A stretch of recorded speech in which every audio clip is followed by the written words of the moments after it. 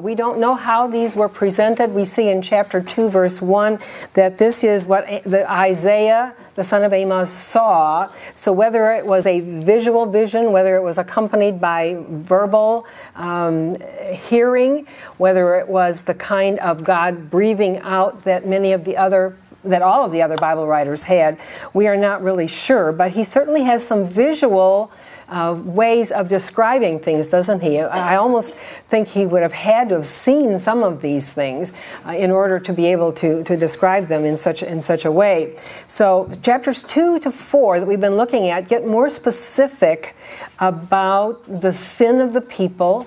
But the amazing thing is that even with all of this terrible litany of things that are wrong with the people who are going to be judged by God, that we see God's plans for a future that is glorious. And so at the other end of the tunnel of judgment is always in God's eyes what he has planned for the future. So that's what we see kind of bookending in chapter 2, and then in chapter 4 we see the bookends of God's plans that he has. We need to get our bearings, and I hope that you are, if you get a little confused about some of the history, you might want to look again at chapter 1, which we did not work at home, but gives you some of the historical areas. But on page 12. Don't look for it now, but remember there's a chart, a timeline that helps you think about. Isaiah's probably writing these first things, the first 39 chapters. He's probably writing these things between like 840 BC to about 800 BC. And then the second half that we'll be studying later, he's probably seeing that at a different time, but he's prophesying as we look at it, and I mentioned to you in Chronicles and Kings, we can kind of pinpoint what's going on historically in the country by what those historical books give us as well. He is seeing, though, not only the sinful environment that he is in and God's directed purpose to have to judge that. He's also seeing now something that is either future to him in the fact that the nation of Judah actually didn't go through all this conquering thing until 586. We're talking 800 BC, around the time that Isaiah is writing, and the actual final culmination of this for them, as far as being conquered as a country, happens in 586. That timeline helps you a little bit, I think, on that. So he is seeing things that are future to him, possibly having to do with some of the military conquests that happened between 800 and 586, but also kind of the mega thing that happens to the nation, which is huge for the Jewish nation,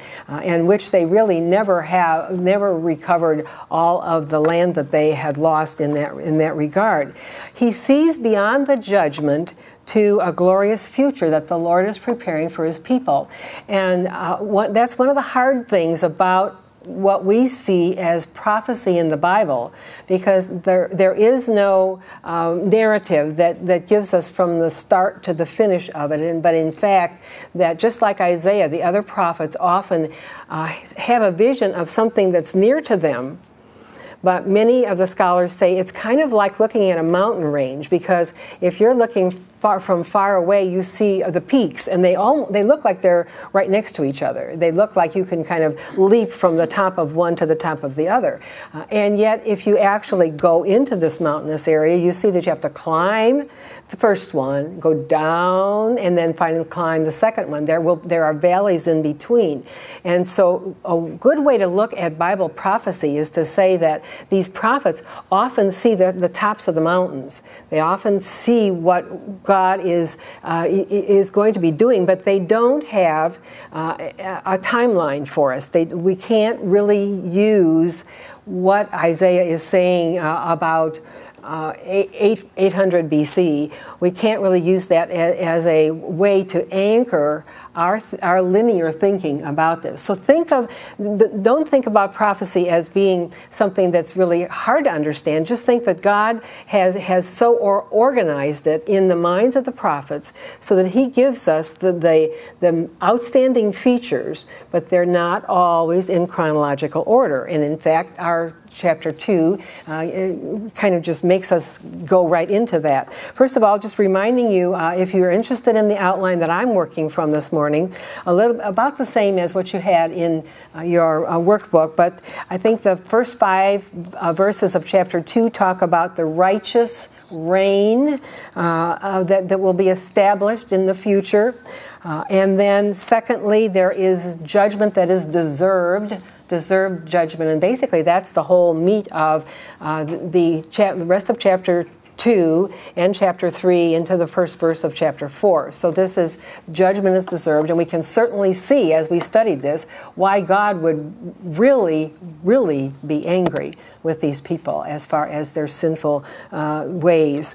And then thirdly, there is the promise of what we call the branch of the Lord, the glorious branch, and that's in verses 2 to 6 of chapter 4. So kind of bookends with regard to the future thing as far as the blessings that God has prepared, and then sandwiched in there is the meat of the sin of the people and God's judgment.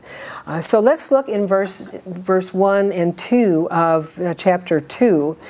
We see this is what Isaiah saw concerning Judah and Jerusalem. So we are now pinpointed not on the northern kingdom, which like Amos talks to that particular area, but now he's speaking about Judah and Jerusalem. And he says in verse 2, "In the last days the mountain of the Lord's temple will be established as chief among the mountains. It will be raised above the hills, and all nations will stream to it." First of all, let's note that the phrase "in the last days" launches us into something that is typical of the Bible, in that the last days most often refers to what is future even to us. But interestingly enough, God thinks of it as having been initiated when Jesus came the first time, the last days. And in fact, when Peter is speaking in Acts chapter 2 on the day of Pentecost, he says this phenomena that happened, the Holy Spirit coming down in the form of a dove, and the being able to speak in foreign languages so that others could hear the glories of God.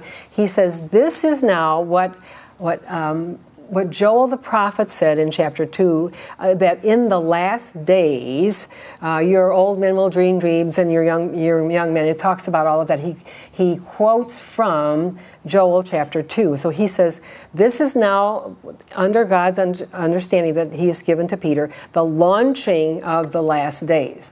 We think last days, well, this is 2,000 years ago. But remember, a day with the Lord is 1,000 years, and 1,000 years as is one day. And so all of the previous days were focused on the coming of Christ.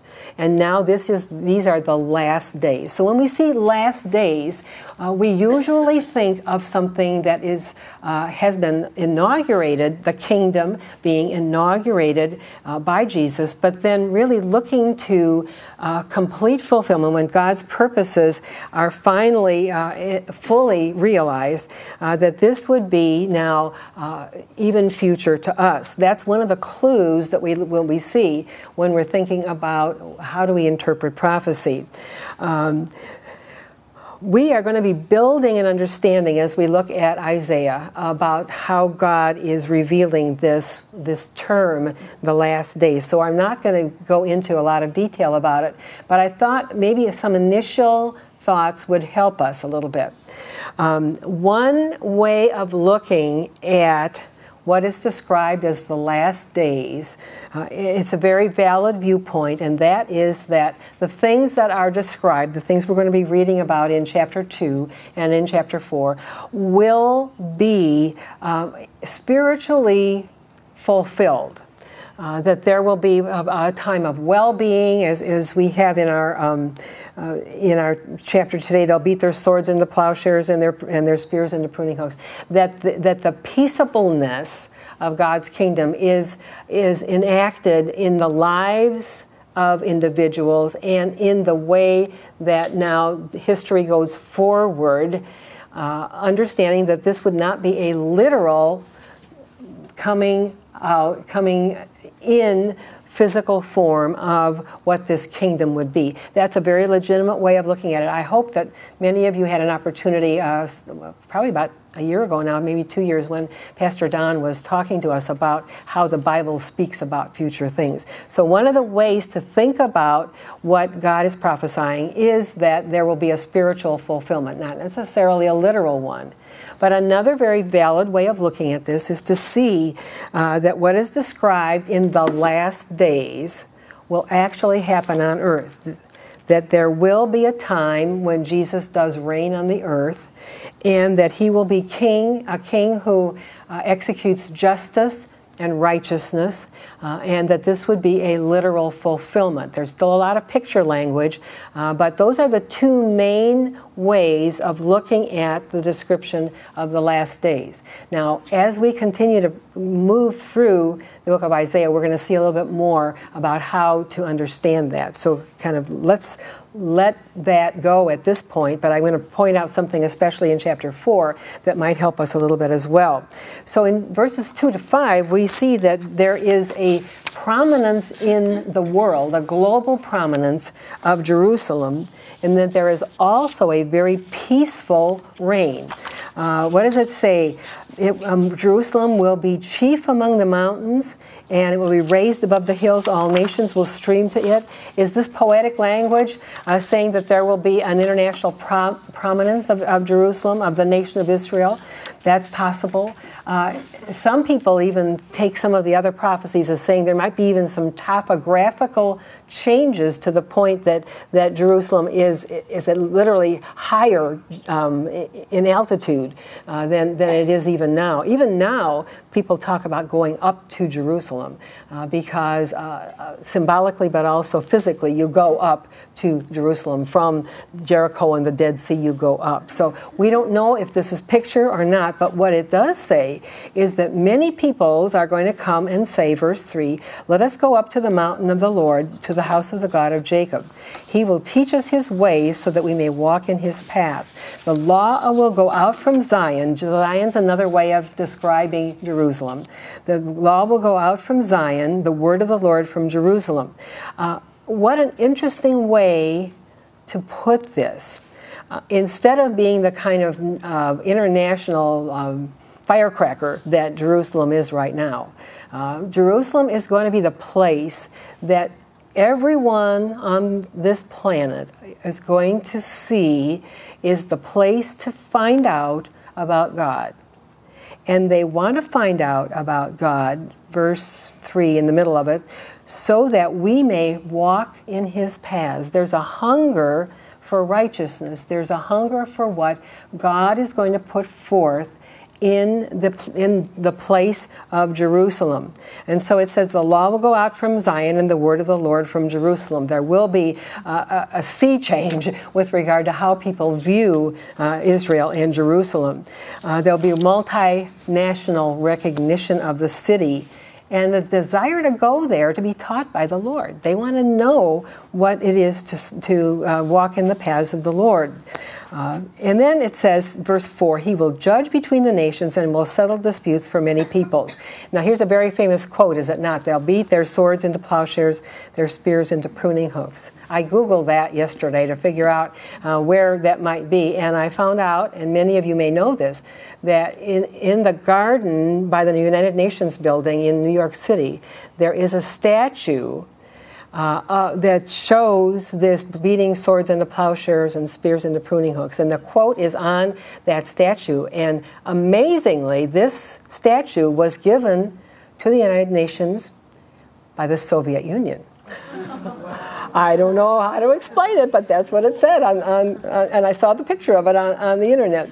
But this is a desire for any any peoples who want peace, is it not? You want to destroy the vehicles, the implements of war, and you want to have that. What the Bible tells us, not only here, almost the same quote is in Micah chapter. Oh, let's see, where is it? It's in Micah's a contemporary prophet of Isaiah's, and in Micah chapter 4, this same quote about beating their swords into plowshares and their spears into pruning hooks. Nation will not take up sword against nation, nor will they train for war anymore.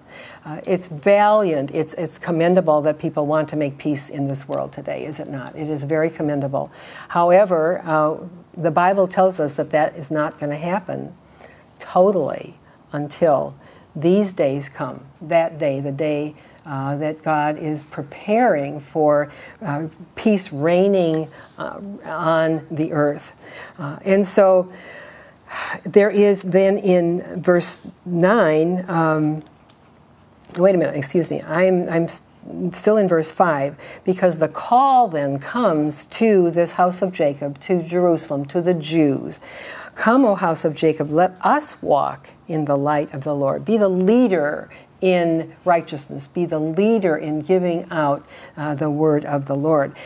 It was probably a vain hope at this particular time, but that was the call that came from the vision that shows what God has planned for international peace. Let us walk in the light of the Lord. So now we move into, in chapter 2, verse 6, this deserved judgment. The fact that this is not God just kind of a knee-jerk reaction saying, I'm finally going to put my thumb down on these people. Because if you read the historical books, you realize that this judgment, God had amazing patience. He had amazing patience with his people who had really literally thumbed their nose at him. It got to be the worst that it was, most likely, in the period of time that Isaiah was going through, and then in the centuries to follow. But this is now showing from God's point of view of what is going to be, what is the reason for the judgment being deserved. And just a little sidebar here now, I thought it would be helpful if we look at some of the language tools that happen in prophetic literature that help us. And the first one is, it's not actually in the text, but if you have the New International Version, you will see that the paragraph heading right before verse 6 is the day of the Lord. The day of the Lord is really a technical term that points us to God's judgment. The day of the Lord is usually a scary thing. It's the time when God unleashes his judgment. There was a day of the Lord in the history of the Jewish nation. And some of the other prophets talk about that. One of the prophets talks about the fact that it'll be like locusts coming and just devouring the entire land. The day of the Lord is something that really strikes terror in the hearts and minds of sinners. So if we're looking at this from a point of view of Isaiah, the day of the Lord in Isaiah's prophecy might be thinking about when Sennacherib comes and has a siege over the nation of Israel. But it could also mean some of the things that Revelation show to us with regard to horrific events that happen because the judgment of God is poured out. That's one clue word, the day of the Lord, if you're looking at it. And then that word day seems to just pop up in these passages. We have in that day that happens, and happens quite a bit. Look at last part of verse 10. It's in verse 11. The Lord alone will be exalted in that day. The next words, the Lord Almighty has a day in store. This is a prophetic kind of a code word that helps us know we're in prophecy now. We are in prophecy, and so we look for some things. We also look for maybe repeated words and phrases that help us to see that God is giving us a foothold with regard to this. This is where I want you to look at the last part of verse 10. go to the rocks, hide in the ground from the dread of the Lord and the splendor of his majesty. That's in the last part of verse 10. Now look at verse 19, the last part of verse 19. They're going to go flee to holes in the ground from the dread of the Lord and the splendor of his majesty. In verse 21, they're going to flee to the caverns and the rocks from the dread of the Lord and the splendor of his majesty. So here's now a repeated phrase that helps us understand some of what he is trying to tell us in poetic form. There's also, there's another phrase that is repeated, and that's in verse 11. The Lord alone will be exalted in that day. And then in verse 17, the Lord alone will be exalted in that day. This helps us understand and kind of get our bearings with regard to what is happening. So these are some, I'm calling them prophetic tools that we can look for as we study them on our own, as we let the workbook help us as well. So now there are reasons for judgment. And verses 6 to 11 in chapter 2 talk about that. Verse 6 says that the Lord has abandoned his people, and he's not because he doesn't love them anymore. Hosea tells us he's absolutely heartbroken to do this. But why has he abandoned his people? Because they have adopted, they've become like the pagans around them. They're full of superstitions. They practice divination. They clasp hands with pagans. There's solidarity with them. The land is full of silver and gold. There's no end to their treasures. This is a materialistic way of looking at life. And there's lots of horses, which we are told, the kings were told in Deuteronomy, don't gather to yourself lots of horses. Horses in those days would have been like the tanks or the bombers, the stealth bombers of our day, the vehicles of war. The land is full of idols, verse 8, and by the way, the word idols is a favorite word of Isaiah. We're going to see that. The word idols is very much like the adjective worthless in Hebrew. There's similarity to the words, and so the worthlessness, the emptiness of idols is something that we find cropping up in Isaiah as well. Land is full of idols. They bow down to the work of their hands, to what their fingers have made. These are now the reasons that God has to abandon his people, because they have adopted, they've become assimilated into the pagan ways about them. And then in verse 9, so man will be brought low and mankind humbled.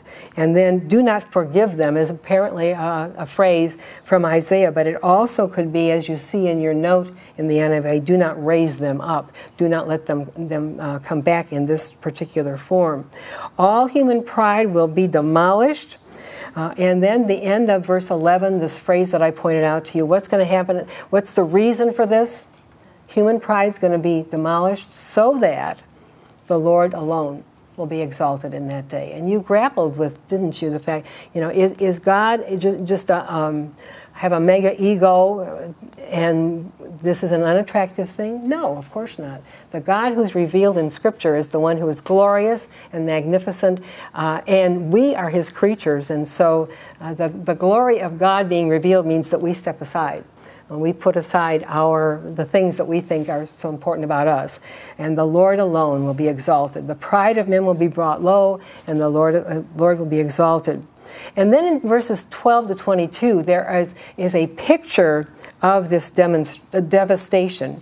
And all the things, as you noted in your lesson, all the things that people were using to support them, the things that were a part of their lives that they thought were absolutely essential, all of the things that gave value to their lives are now going to be totally washed away. What does it say? The Lord Almighty has a day in store for all the proud and lofty, all that is exalted, and they will be humbled.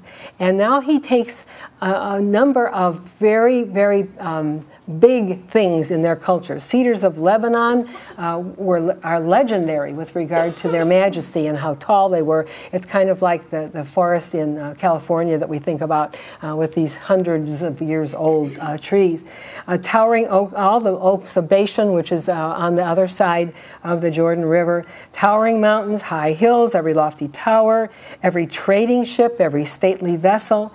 The arrogance of man will be brought low, and the pride of men be humbled. And there again, here's our phrase, the Lord alone will be exalted in that day, and the idols will totally disappear. This will now be the wiping out of any way that they would consider to be worshiping idols. What's going to happen? Men will flee to the caves and the rocks and the holes in the ground. They will throw away the stuff that was valuable to them.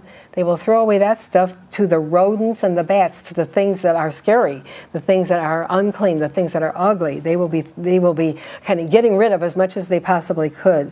They will flee to caverns in the rocks and the overhanging crags from the dread of the Lord and the splendor of his majesty when he rises to shake the earth. This is going to be cataclysmic.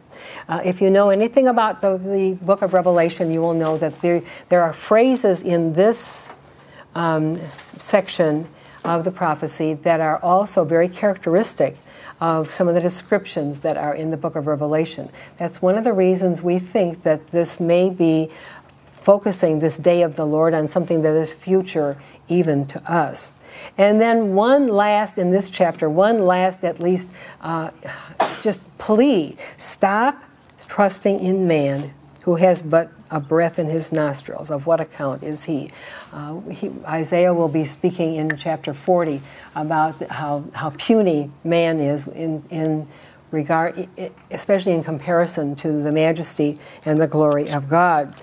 So chapter 2 gives us not only the reasons for judgment, but how this is going to actually happen. All the props are going to be taken out from them, and they will now have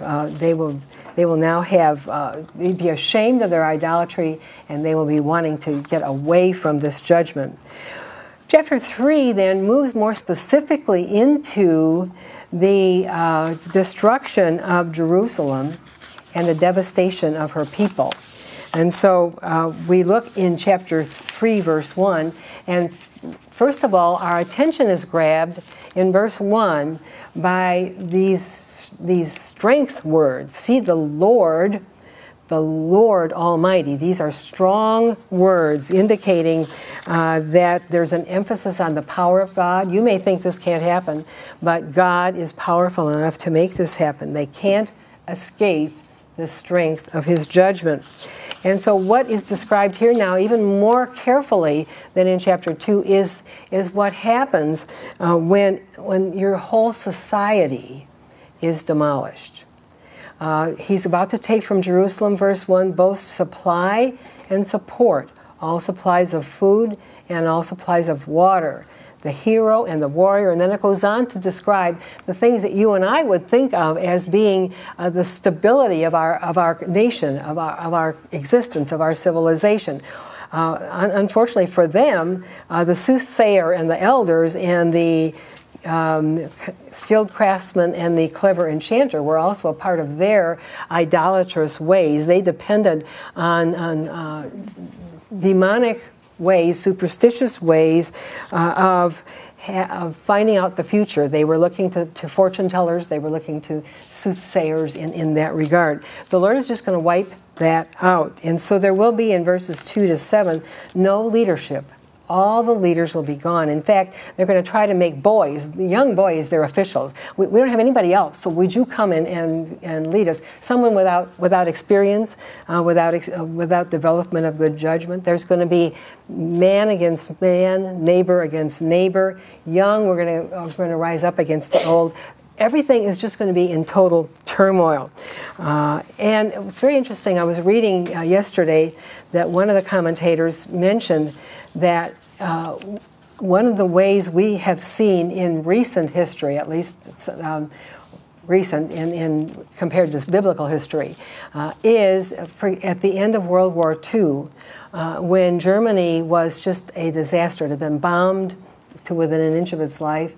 There was no leadership left. The leaders had fled, gone to Argentina and wherever else, and there was nothing left for the people to hang on to. They were just wandering around, and I don't know those of us who are old enough to remember thinking about the displaced persons camps and how they didn't even know how to find their family or anything. This is the same kind of thing that is being described here. They have brought disaster on themselves, verses 8 and 9 say. Jerusalem staggers, Judah is falling, their words and their deeds against the Lord, defying his glorious presence. Woe to them, they have brought disaster upon themselves. This is not something that God just invented, but this is now the disaster has come upon themselves. Interestingly enough, there's a little gem, isn't there? Did you notice verse 10? There's a message to the righteous. There will be righteous people in this terribly sinful environment. God always has what we call a remnant, and the remnant theme is something that comes through in the prophetic books, and especially in the book of Isaiah. This is one of the ways we look at this. Tell the righteous it will be well with them, for they will enjoy the fruit of their deeds. I don't know how this happened. I don't know how the righteous found it well with them. Physically speaking, because we would understand that the entire community, the entire nation, was stripped of its identity and was, as we were going to see later, just in terrible disarray. But when a righteous person is grounded in the Lord, what does Psalm 1 say? Be like a tree that's planted by the rivers of water that brings forth fruit in his season. His leaf will not wither, and whatever he does will prosper. In that sense, the fact that you're grounded as a righteous person in the knowledge and walking with the Lord, Isaiah can say that they will be well with them. And whether the fruit of their deeds is rewarded in this lifetime or in the life to come is up to God. But there's this tiny little verse amid all of this destruction that I think certainly gives us hope. As we move on, we see that there is going to be a special responsibility and special judgment for the leaders. Many of the other prophets talk about the fact that God puts leaders in place, gives them greater responsibility for the well-being of their people. And look in verse 13.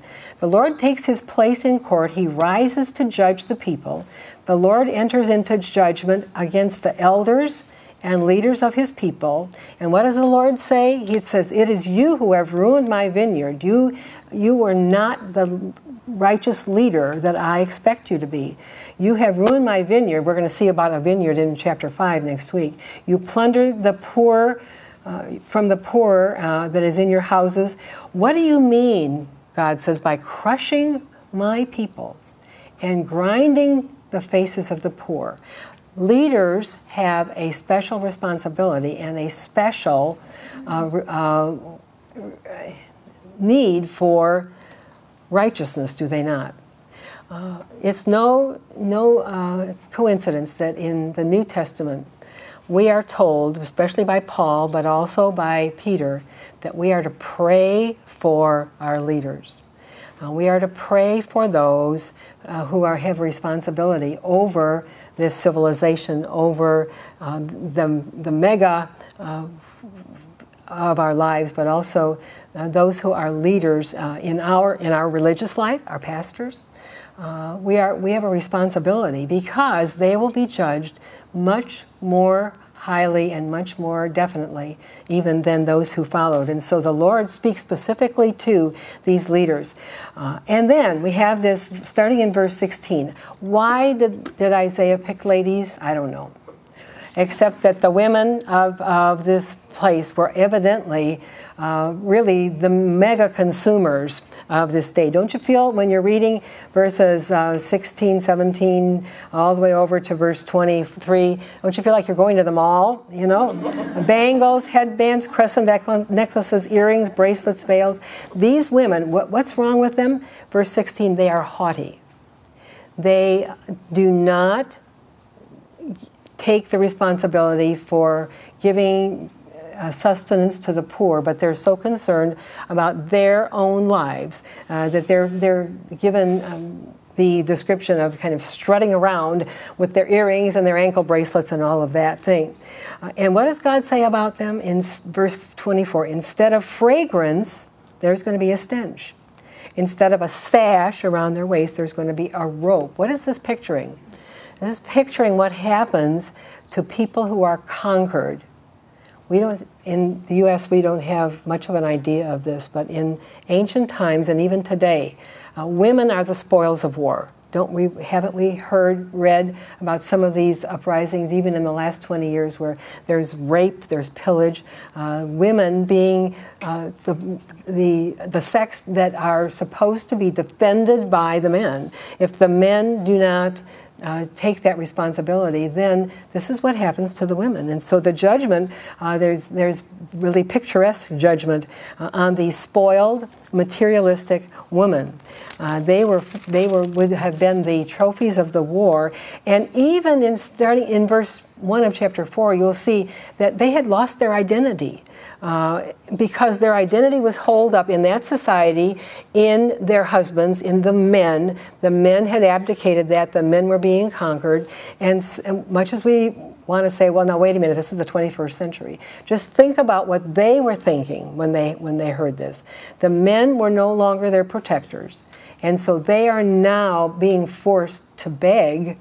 And so it says in verse 1, in that day, there's one of our prophetic things, in that day, 7 women will take hold of one man and will say, we'll eat our own food and provide our own clothes, only let us be called by your name. Take away our disgrace. They are so desperate, these women who are left, because the armies have been decimated, that they'll do anything to get protection, and they will do anything to have a significance in the community. This is a terrible picture of judgment, is it not? Now, let me just say this, and that is that the symptoms, many of the symptoms, are not the same as what we see in 21st century USA. But I think you couldn't do this lesson without understanding that there are similarities, are there not, with regard to what is happening in our country, in our culture today. It's not profitable for us in our class to talk about the culture wars and all of that. It's profitable for us to look at what the Bible says.